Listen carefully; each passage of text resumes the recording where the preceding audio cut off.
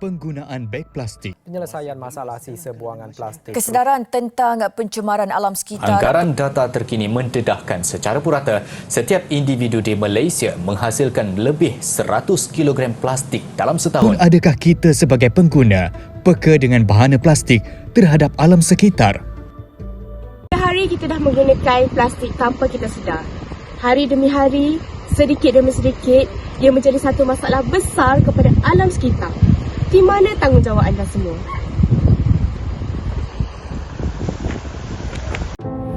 Pantai sepatutnya menjadi tempat yang indah, tenang dan bersih.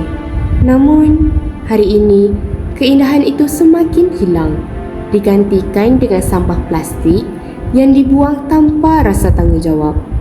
Setiap plastik yang kita buang mungkin kelihatan kecil, tapi kesannya sangat besar. Plastik tidak hilang begitu sahaja. Ia kekal mencemarkan alam, merosakkan ekosistem dan mengancam kehidupan laut.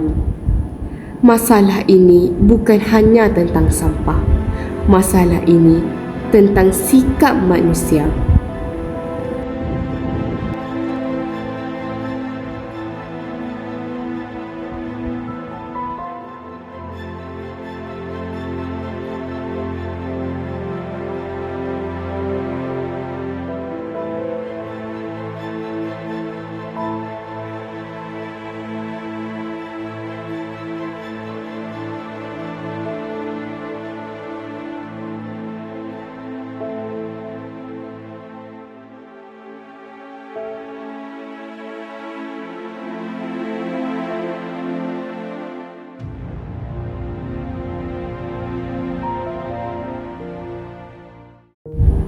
Tetapi, perubahan tidak semestinya bermula dengan sesuatu yang besar.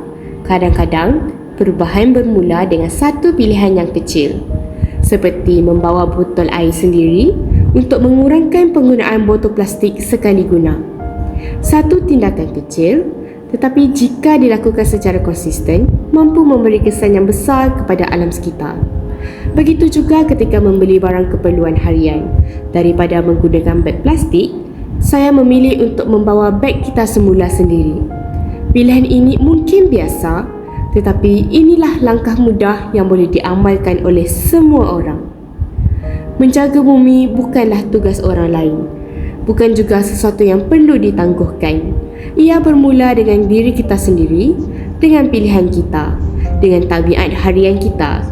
Kurangkan plastik, amalkan guna semula, lindungi alam sekitar, sebelum semuanya tinggal penyesalan.